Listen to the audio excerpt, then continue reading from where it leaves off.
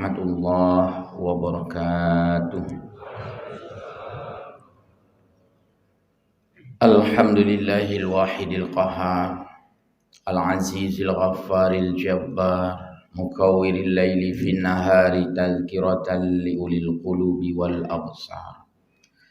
Asyhadu an la ilaha illallah al-barrur rahim wa asyhadu anna Muhammadan abduhu wa rasuluh al-hadi ila siratim mustaqim. Allahumma salli wa sallim ala sayyidina Muhammadin sayyidil mursalin wa ala alihi wa ashabihi ajma'in. Hamba Allah muqimis salah al-akifina wal-akifati rahimakumullah. Tak hentinya kita memuji Allah Azza wa Jalla. Pasca Ramadan, pasca Idul Fitri, kita bisa melanjutkan kembali rutinitas aktivitas kita sebagaimana biasa. Fa'idha faragta fansab. Bila satu urusan selesai, lanjutkan urusan yang lainnya. Dan urusan yang lainnya itu tetap saja dalam ranah, dalam bingkai ibadah pada Allah Azza wa Jalla, pada Rasulullah sallallahu alaihi wasallam yang telah membimbing kita melalui sunnah hadisnya, baik itu fi'liyah, baik itu qauliyah, baik itu taqririyah, senantiasa kita menyampaikan salatu wassalam. Yang kami muliakan pengurus Masjid Al-Fitrah Korem 011 Lila Wangsa dan jajaran Bintal, semuanya keluarga besar Korem, keluarga besar dari Dandim, bapak-bapak dan ibu-ibu dari jamaah setempat. Yang kami muliakan Al-Khadim dari syiar Muhibbah Subuh, ini belakangan Mahabbah. Muhibbah dan Mahabbah. Muhibbah kunjungan, Mahabbah kasih sayang. Jadi kunjungan kasih sayang, sayang kepada diri sendiri. Hadir ke masjid bukan artinya sayang masjid, tapi sayang diri sendiri. Kemudian guru-guru kami yang berhadir di sini, ada Tunku Abdul Halim sebagai pelatih kitab kuning. Mudah-mudahan anak-anak kita bisa belajar kitab kuning sama beliau. Karena orang-orang pandai itu akan membaca kitab kuning. Tapi orang-orang yang malas tidak pernah membaca sampai kitabnya jadi kuning. Yang kami muliakan sesepuh-sesepuh dan juga Al-Khadim Bapak Kadis Syariat Islam Bapak Haji M. Amin Mahmud, yang juga sebagai Al-Khadim, satu lagi Pak Sulmada. Trio Al-Khadim, ini udah viral nih, Trio Al-Khadim. Tak ketinggalan segala lini beliau urus, yaitu Bapak Abu Bangka. Itu bukan hanya di masjid, tapi juga mengurus kenakalan remaja yang saat ini sangat terasa terganggu stabilitas dan rusaknya kondusivitas di Kota Lusmawe. Tunggu-tunggu guru-guru kami, jamaah sekalian yang mulia, mungkin dengan berjalannya 460 sekian kali syiar Muhibbah Subuh, saya kira tausiah-tausiah, mau'idah itu sudah sangat banyak disampaikan. Hanya saja mungkin belum terjilidkan, belum terbukukan. Kalau kita dengar sudah cukup banyak dengan menghadirkan ya hampir semua para dai-dai kita, penceramah kita, nampaknya sudah semua diberikan kesempatan untuk menyampaikan ceramah. Semoga nantinya ada di antara kita menulis yang membukukan. Karena ini ada semua dalam rekaman Bapak Haji M. Nasir Matang. Maka kehadiran Monas artinya Muhammad Nasir Matang dalam siaran live-nya ini sangat membantu syiar Islam. Tolong tidak menuduh Bapak Monas ini melakukan ria. Karena beliau menyiarkan ini adalah semata-mata untuk kepentingan publikasi dakwah. Dan dakwah itu mesti dipublikasi. alat publikasi sekarang, bukan lagi pengumuman pakai mikrofon secara manual, tapi publikasi ini adalah melalui alat elektronik visualisasi yang setiap saat direkam juga oleh Pak Rizal Nora. Tunggu-tunggu hadirin yang mulia, saya tidak lagi berapi-api ceramah karena sudah semakin tua juga ini. Kalau dulu Abu Bangka saya berapi-api bahkan hampir berasap-asap. Sekarang ya biar saja ini kita pulangkan pada generasi Datuk Halim, Pak Musalmina dan dai-dai yang lainnya. Kajet cok ijazah Tuhan ya. Baik. Di dalam banyak hadis Nabi kita menemukan hadis-hadis itu yang mengarahkan kita berhablum minan nas selain hablum minallah. Bahkan hablum minal bi'ah. Kebaikan interaksi kita dengan Allah secara intens. Kebaikan interaksi kita sesama manusia secara harmonis. Kebaikan interaksi kita dengan lingkungan secara memelihara. Maka Nabi menyebutkan khaslatani la syai'a afdalu indallah. Ada dua hal yang tidak lebih unggul di sisi Allah Subhanahu wa taala, yaitu al-imanu wan naf'u lil muslimin. Beriman kepada Allah dan memberi manfaat kepada manusia. Ini hal yang tidak ada keunggulan lain.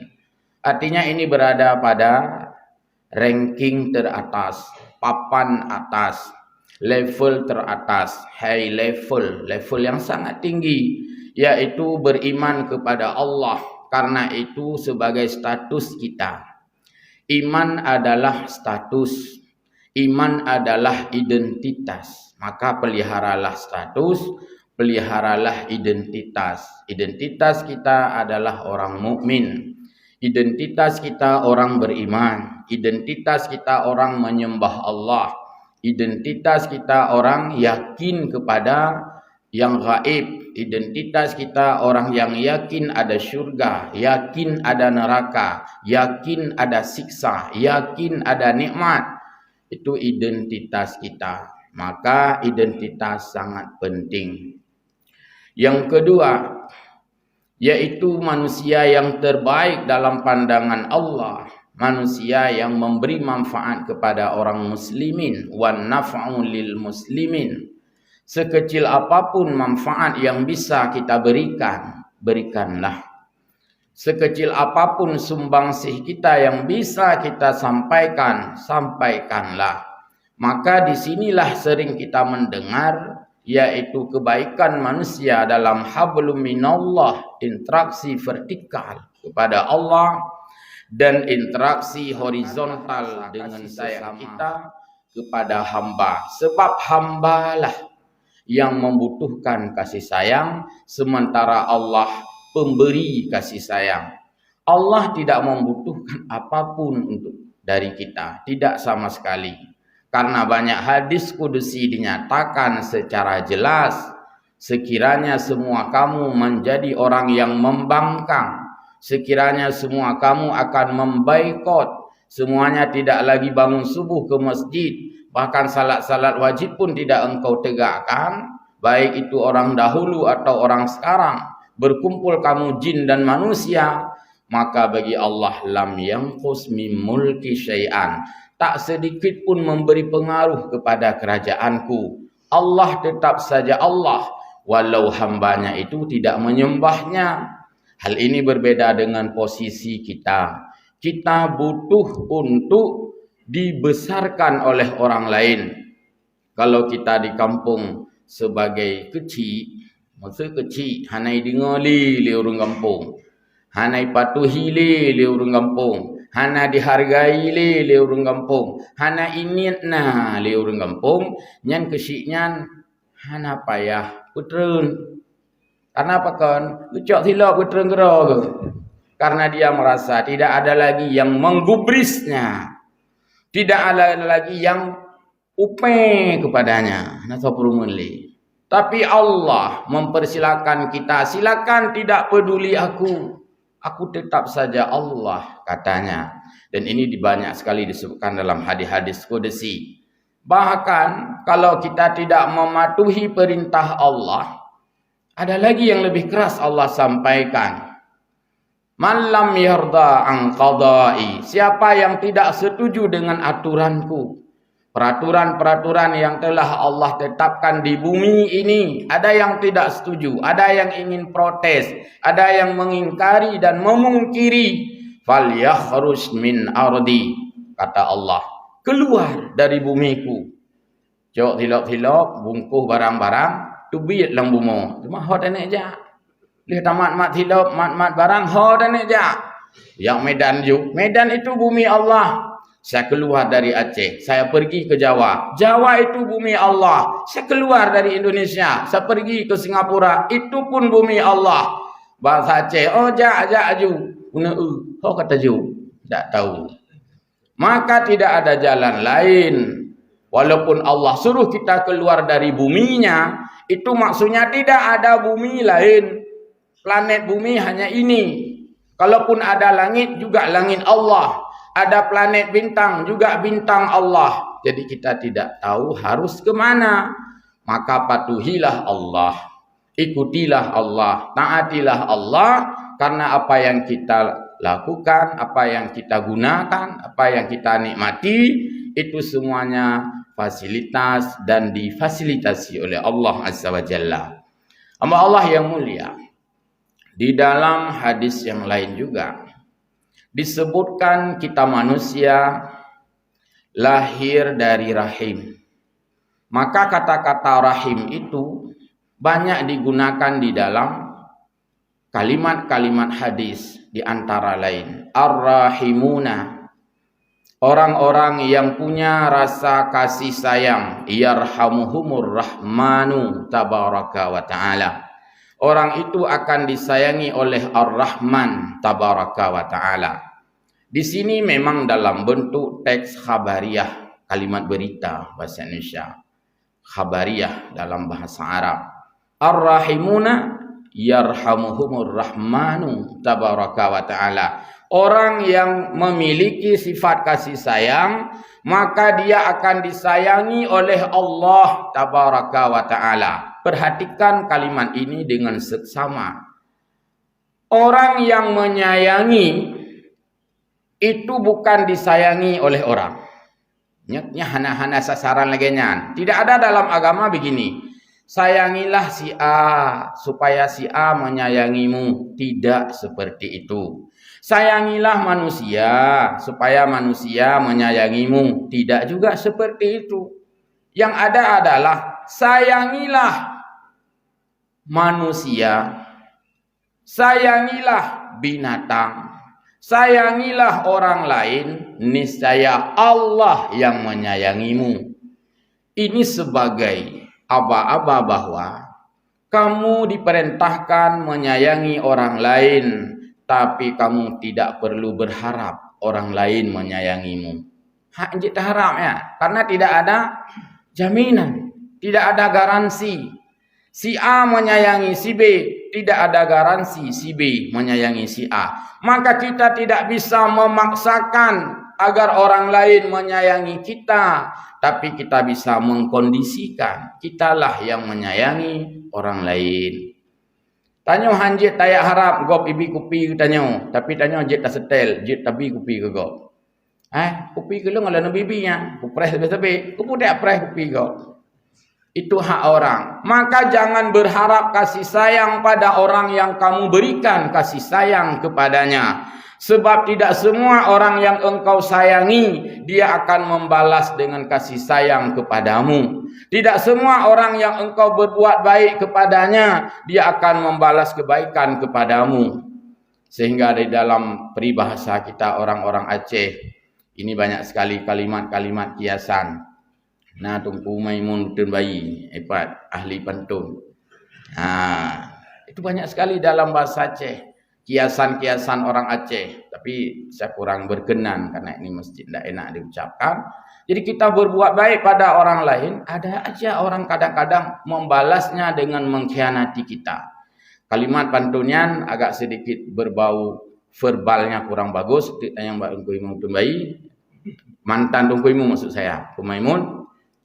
Jadi kadang-kadang seorang tuan rumah sebagai majikan, dia sayang kepada seseorang sehingga diangkatnya menjadi pembantu di rumahnya. Apa diangkat jadi sebagai pembantu di rumahnya? Kasihan dia. Mungkin itu sebagai satu pekerjaan yang membantu dia. Tidak jarang dalam media kita baca justru dia yang membunuh anak kita. Justru dia yang mencuri harta kita. Justru dia yang buat manuver kehancuran rumah tangga kita. Bahkan tidak jarang seorang pembantu perempuan, justru dia yang merebut suami ibu. Ini kan membalas kasih sayang dengan keburukan. Maka janganlah berharap kamu berbuat baik untuk orang, mengharap kebaikan dari orang itu. Karena Allah yang menyayangimu. Betapa banyak sopir kadang-kadang menjadi sopir pribadi. Ya lihat. Tapi ujung-ujungnya istri kita direbut oleh sopir itu. Kena dalam berita. Berarti tidak membalas dengan kasih sayang. Betapa banyak seorang toki yang membuka toko sehingga ditempatkan anak buahnya menjadi pelayan toko itu. Pada ujung-ujungnya puplung laci. Ada kejadian sehingga menunjukkan bahwa kita tidak pernah bisa memberi garansi orang yang kita sayangi akan menyayangi kita. Biarkanlah itu yarhamuhumur rahman. Allah yang menyayangimu karena disitulah yang ada garansinya. Lalu Nabi melanjutkan, irhamu man fil ardi yarhamkum man fis samai. Sayangilah yang ada di bumi. Oleh penulis kitab Nasaihul Ibad, Abdul Halim Syekh An-Nawawi Al-Bantani di sana memberikan penjelasan. Apa maksudnya irhamu man fil ardi? Sayangilah yang ada di bumi. Beliau menuliskan min adamiyin, yaitu kamu menyayangi manusia ini yang ada di bumi sebab mereka hidup di bumi. Yang kedua, wahayawanin lam yu'mar bil qatli. Kamu menyayangi makhluk Allah hewan di mana hewan itu tidak diperintahkan untuk dibunuh. Berarti itulah sasaran dan objek kasih sayang kita. Pertama manusia. Yang kedua hewan. Sayangilah manusia karena itulah makhluk Allah yang ada di bumi. Bentuk-bentuk kasih sayang kita sudah dijabarkan dalam berbagai hukum. Kadang-kadang dalam hukum fiqih kita wajib mengeluarkan zakat. Penerimanya manusia. Kita dianjurkan mengeluarkan sedekah. Penerimanya manusia. Kita dianjurkan untuk memberikan bantuan, ta'awun, penerimanya manusia. Itu maksudnya kasih sayang kita. Kalau saja orang menanyakan atau diri kita bertanya, pernahkah aku memberi kasih sayang kepada manusia? Ya, kita lihat item-item yang kita lakukan. Saya memberi zakat, berarti saya telah menyayangi manusia. Karena manfaat, benefit zakat itu adalah manusia. Ke depan beberapa hari lagi, kita akan berurusan dengan salah satu ibadah sunnah muakkadah, yaitu kurban. Kurban adalah salah satu bentuk kasih sayang kita kepada manusia. Ketika kita berkurban, menyembelih kurban, saya telah mengamalkan hadis Nabi, irhamu man fil ardi, sayangilah manusia yang ada di bumi. Kemudian yang kedua, kita diperintahkan menyayangi makhluk Allah yang tidak dianjurkan membunuh. Karena binatang itu ada dua. Pertama, binatang yang dilarang membunuh. Yang kedua, binatang yang dibolehkan bahkan diperintahkan membunuhnya. Mana binatang yang diperbolehkan membunuhnya? Binatang ini kan makhluk Allah, hewan. Tapi kita boleh membunuhnya tanpa harus iba. Kuman misalnya. Jadi kuman itu perlu dibunuh, tidak perlu dipelihara. Jangan nanti orang pelihara burung. Oh, saya enggak pelihara burung, saya pelihara kuman. Nyampe. Karena kuman itu memang perlu dimusnahkan. Atau binatang-binatang yang pada saatnya itu menyebarkan penyakit bagi kita. Nyamuk akan menyebarkan gejala malaria. Di Fojing enggak masalah. Jadi bedak tham tu. Bukannya semprot ngeng rata kampung. Kon mangat mati jamuk ini apa-apanya makhluk Allah. Nyen jamuk malaria. Payah tepoh. Mandi kedina urun tanyang keput mak Allah kepegat penyakit nyamuk malaria yang nak penyakit malaria. Kepegat penyamuk malaria mangat tepoh. Jadi perintah poh memang gepegat mengajak tepoh. Kemudian ada juga binatang-binatang yang memang lebih banyak tidak boleh kita membinasakannya, membunuhnya. Dan larangan membunuh binatang bukan berarti larangan menyembelih, karena menyembelih bukan berarti membunuh. Bentuk ilmu hana lung sia kurban pakan sayang lung ke binatang, sayang lung ya sia binatang. Nyan kon menang. Kalau orang tidak mau berkurban, itu bukan lantaran dia sayang kepada binatang, tapi lantaran dia itu create. Masa enggak menyembelih kurban? Kalau mampu ya, kalau ada uang, ada kelebihan. Bentuk alasan, nasi kurban, lung berat sayang ke binatang. Ya sia lumo apa ni nang ya poh lumo kan. Yang ilham bacut memberi makna. Maka salah satu binatang yang perlu kita sayangi sampai pada cara menyembelihnya pun menyembelih dengan sayang. Menyembelih binatang juga di sana ada rasa kasih sayang pada binatang. Padahal binatang itu mau kita sembelih tapi masih harus kita sayangi. Maka Nabi mengatakan, tajamkan pisaumu, geyu tajam sikin. Pisau itu mesti tajam agar disembelih binatang itu dengan mudah. Binatang tidak meronta-ronta. Jangan nanti umay hai tak sah dikit sehat. Kalau jawab mutintu, patintu saboh-saboh jadi mongeng. Itu tidak, karena itu keji dalam pandangan kita. Tidak ada pri kebinatangan. Maka bukan hanya pri kemanusiaan, tapi juga kita pri kebinatangan. Dengan menajamkan pisau pada orang yang menyembelih, dia sudah pri kebinatangan. Dalam hukum fikih, lebih dalam lagi, kita dilarang untuk mengencingi lubang-lubang tanah. Karena di sana ada penghuni, tente di sinan, kenurung tinggal. Ada binatang di sana, ada semut, ada kurungkung, maka dilarang kencing dalam lubang tanah. Siapa tahu itu adalah rumahnya kurungkung, maka kita mesti ada pri ke kurungkungan. Sayang desiknya makhluk Allah. Hamba Allah jamaah yang berbahagia. Itulah bentuk kasih sayang yang Allah perintahkan. Lalu apa konsekuensi, apa kompensasi, apa yang kita terima dari kita menyayangi yang ada di bumi? Dilanjutkan dengan hadis Nabi, yarhamkum man fis sama. Engkau akan disayangi oleh yang ada di langit. Di sini jangan diberi makna ai Allah.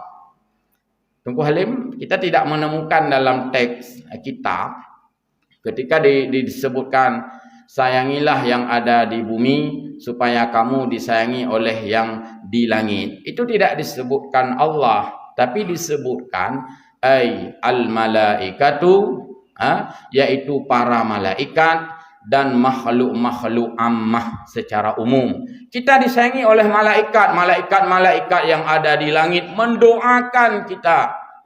Ya Allah, ampunilah dosa-dosa jamaah yang ada di Al-Fitrah. Ampunilah jamaah-jamaah yang ada di Luk Semawe, karena mereka orang yang menyayangi ya Allah. Jadi malaikat memberikan dukungan, memberikan support, memberikan doa, memohon pada Allah agar kita disayangi, kembali kepada makna Ar-Rahmanu Tabaraka wa Ta'ala. Jadi bukan di situ berarti akan disayangi oleh Allah yang ada di langit. Maka kalimat di langit itu tidak pernah diberikan dhamir. Itu adalah domisili. Malaikat-malaikat yang ada di langit disebutkan di sana hum aksaru mimman fil ardi. Mereka yang ada di langit itu jauh lebih banyak populasinya, jauh lebih banyak kehidupannya daripada di bumi. Di bumi ini tidak lebih banyak daripada di langit. Pertama, bumi planet yang kecil dibandingkan dengan di angkasa. Penduduk bumi bisa dihitung, countable, bisa dihitung. Padumdra jumlah penduduk kampung Jawa lama, tinggal datanya mbak kecil. Padumdra penduduk Bandar Sakti, tinggal ada tambah 18 bawah kampung. Mendung urang. Padum bohna rupa Honda oronyo, datanya mbak Kapolsek itu dudung sih, mendung na data. Padumdra na urung cimecu oronyo, ada data. Di bumi ini semua countable, semua terhitung. Jumlah orangnya terhitung, berapa laki-laki terhitung, berapa perempuan terhitung, berapa orang nanti tahun 2024 akan menjadi pemilih. Jawaban tokip, nah data di sini. Pemilu tahun 2024, urang coblos itu kamu dumdra. Kecuali yang lahir iuknya nanti le. Tapi maksudnya ada data. Ketika jumlah manusia bisa didata, maka ada sensus penduduk yang hanya adalah hasil sensus langit menunjukkan jumlah malaikat sekian ya hana. Jadi malaikat tidak bisa dihitung, jauh lebih banyak dari makhluk di bumi. Berarti orang yang menebarkan kasih sayang di bumi akan disayangi oleh para malaikat dan makhluk-makhluk Allah yang jauh lebih banyak. Mereka hidup di langit, hidup di angkasa, memohon ampunan kepada Allah Azza wa Jalla. Semoga dalam kehidupan kita, selain daripada berinteraksi hablum minallah, juga berinteraksi hablum minannas, dan salah satunya adalah kegiatan kita, aktivitas kita yang muhibbah menjadi mahabbah, itu pas sekali memang maknanya adalah ke sana. Pun tadi sudah dibacakan ayat oleh Tunku Muksalmina, seorang anak mesti sering membaca doa, wa qur rabbirhamhuma kama rabbayana saghira. Ya Allah, sayangilah kedua orang tua kami karena mereka telah menyayangi kami. Saking seorang ibu sayang kepada anak, maka sifat sayang itu diambil dari nama Allah sendiri. Apa nama Allah? Salah satu adalah Ar-Rahman, dari 3 huruf Ra, Ha, Mim.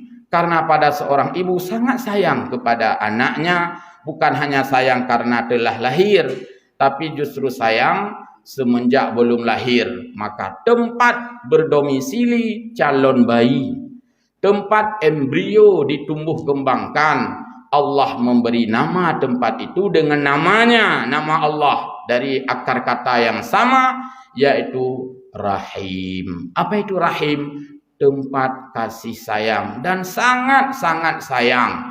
Maka ketika Allah mengatakan Ar-Rahimuna, jadilah kamu orang yang menyayangi, persis seperti istilah sayang yang ada pada seorang ibu dengan calon bayi yang dikandungnya. Tak ada satu orang ibu pun yang meninggalkan rahimnya ketika ingin ke pasar. Dia menjak kudet apa? Nyolong kubah rahim di rumah. Hana pasti gemean karena sayang gedat-hat. Maka rahim itu melekat pada seorang ibu. Oleh karena itu, maka ketika seorang bertanya kepada Rasulullah, siapa yang saya berbuat baik yang paling pertama sekali? Maka Nabi mengatakan, ummuk, ibumu. Karena ibumu lah yang paling banyak memberi sumbangsih dan adil sayang kepadamu. Dan ini sangat wajar karena seorang ibu pasti menyayangi seorang anaknya. Jadi demikian, mudah-mudahan apa yang disampaikan oleh Nabi, dijelaskan oleh para ulama, saya teruskan dengan lisan saya, menjadi manfaat bagi kita semua. Selamat beraktivitas dan selamat ke tempat masing-masing. Dan tadi disampaikan oleh Pak Ali, minggu depan Pak ya, minggu depan ini ada ulang tahun milad ya. Mudah-mudahan kalau nanti ada satu orang, karena memang satu orang terpilih itu menjadi yang terpilih lah, kita tidak bilang pemenang karena nggak ada bertanding ini. Cuman dari sekian banyak masjid, 50 lebih masjid, oleh Bapak Dandim dengan inisiasinya yang sangat mulia, ingin memberikan hadiah satu orang umrah. Ketika nanti siapa nama yang terpilih, Nyan kaitkan dengan hadis benar. Ar-rahimuna, orang-orang yang punya kasih sayang itu yarhamuhumur rahman. Bang pilih lipat dan si A dapat hadiah umrah. Umrah itu adalah kasih sayang Allah melalui tangan Pak Dandim. Lalu lu menumpak hadiah umrahnya, ingat laju. Berarti nyo kasih sayang Allah. Akan Allah ke sayang kelung, berarti lu nalung sayang manusia. Nalung sayang orang lain. Cuman kita tidak mencatatnya, tapi Allah, malaikat mencatatnya. Itulah cara Allah membalas kasih sayang melalui tangan manusia. Demikian, mohon maaf, wallahul muwaffiq ila aqwamit thariq. Wassalamualaikum warahmatullahi wabarakatuh.